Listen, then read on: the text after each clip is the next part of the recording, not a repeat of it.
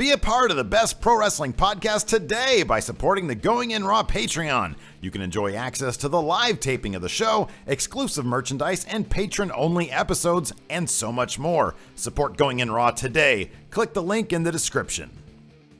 Hey friendo, Steve here. And Larson. So with the WWE brand draft in the books, and now that we've had some time to drink it in, man, we figure we give our final word on the decisions made by WWE Creative in splitting the roster. We're still confused by how weak we think SmackDown's roster ended up being, but time will truly tell if Raw's one-sided talent grab will translate into a superior show. In any event, we're looking at the best and worst of the WWE draft. We'll have our list of the worst draft picks right here tomorrow, but first we'll look at the positive side of things.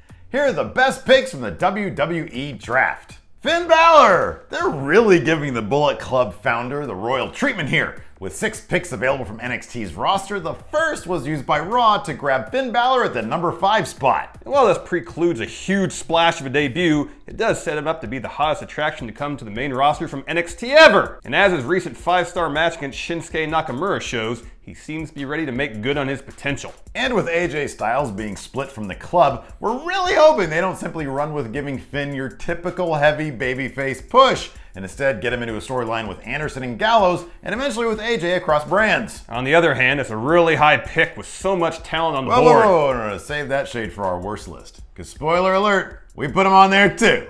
Sasha Banks! Considering how strong the boss has been booked since her return from injury, it's kind of shocking she fell all the way to Raw at number 13. The gap between her and Charlotte definitely isn't that huge, and if Sasha does claim the WWE Women's title at SummerSlam, she could lay claim to the best value pick of the entire draft. Or imagine if Raw had selected Sasha at 3 and SmackDown Live TV chose Charlotte shortly thereafter. Even if Sasha doesn't nab the Women's Championship in the near future, Raw could have created a new brand-exclusive belt and have her lead their women's division. It's still great value. They should bring back the Divas belt. No! No, they really shouldn't. They shouldn't do that. No. American Alpha! What a great value! SmackDown gets to lock down Jordan and Gable, 2 guys with the biggest upside in all of NXT. Look, they're young, chock full of charisma, and over the last 6 months to a year or so have established themselves as the premier tag team in the developmental brand. Assuming the brand draft doesn't repeat every year, this is a long-term investment that will start paying dividends now and grow exponentially over time. If these two stay healthy, they'll be huge main event level stars in 3 to 5 years. We're just hoping that WWE waits a while to do another draft. Because, what's the point of drafting for the future if a year from now picks like American Alpha are either broken up or forced to reboot their main roster career on a new brand? Chances are future drafts will be used as a means to boost ratings, so we probably can't rely on the WWE to stick to their rosters as they stand and let them succeed or fail over the long term.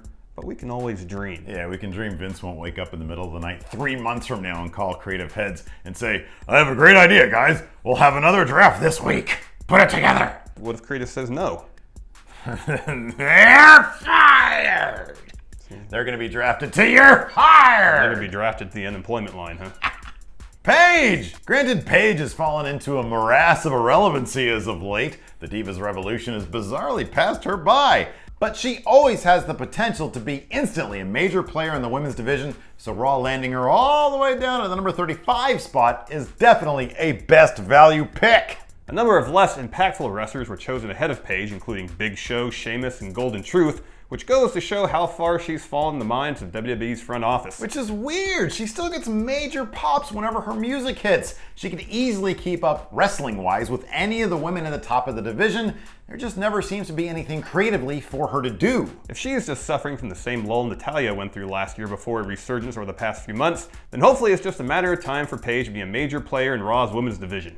I'd imagine with Becky Lynch and Natalya now on SmackDown, that should create more room for Paige to get more shine. On the other hand, they'll probably just end up feeding her to Nia Jax, who was drafted 25th. Kind of a bummer that Paige and Alberto Del Rio are on separate brands, though. I'm really looking forward to seeing them together on Total Divas, though, and see what kind of weird chemistry they have.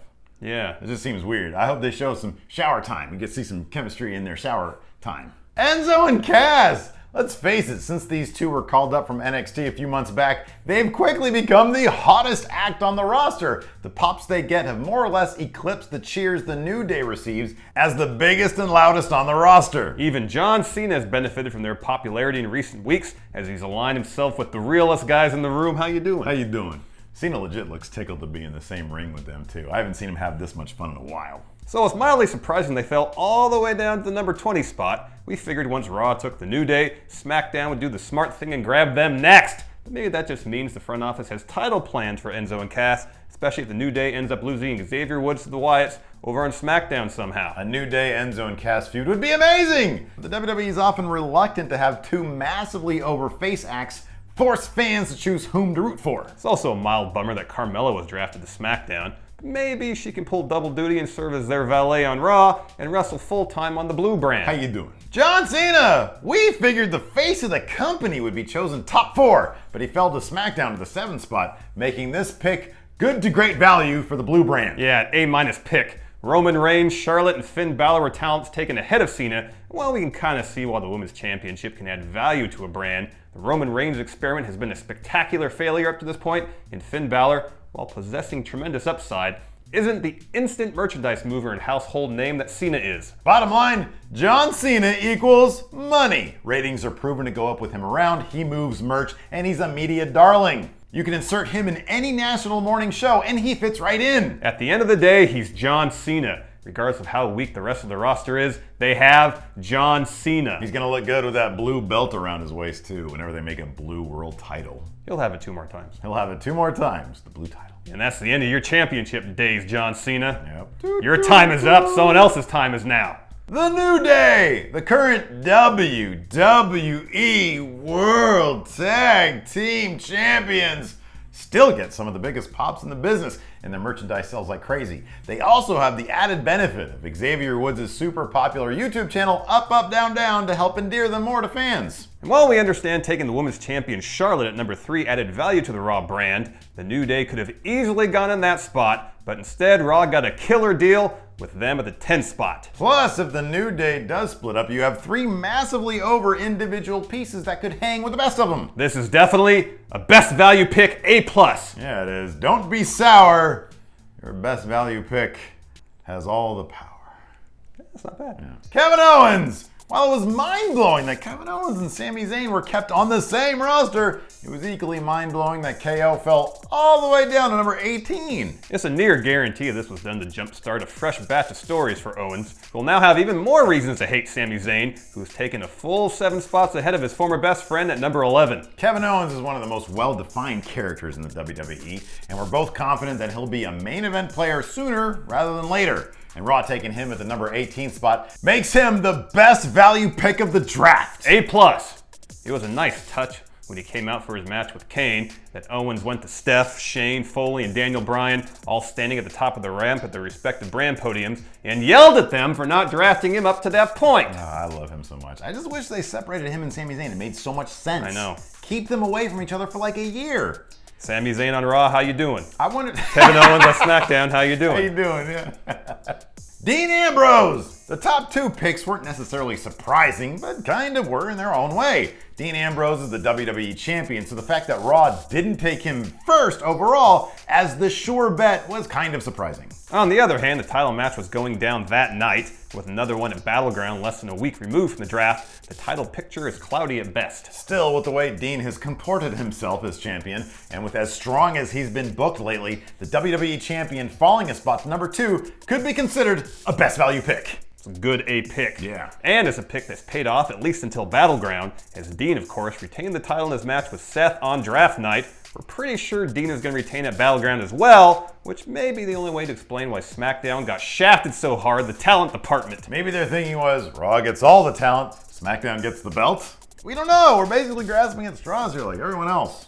Seth Rollins! With the number 1 pick overall, Raw took the architect Seth Rollins, and in an instant kept their show the most relevant one in all of pro wrestling. Look, as much as some out there would like to see one WWE championship for both brands, that simply ain't gonna happen. No. After SummerSlam, both rosters will be akin to their own shows with their own world titles. In fact, How many of you already noticed they stopped referring to the world title as the WWE World Heavyweight Championship and just started calling it the WWE Championship? Yeah.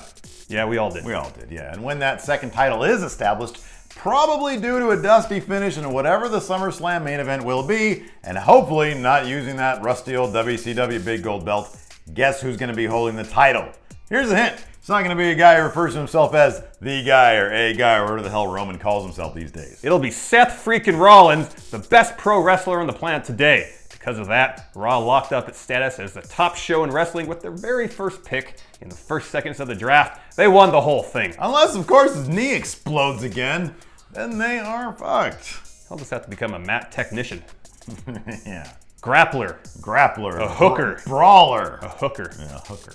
Anyways, those are the picks that we felt were the best ones of the draft. Let us know what you guys think in the comments. If you and I were taken in the draft, do you think we'd be best value picks? No. No? Really? No, it'd be middle of the road at best.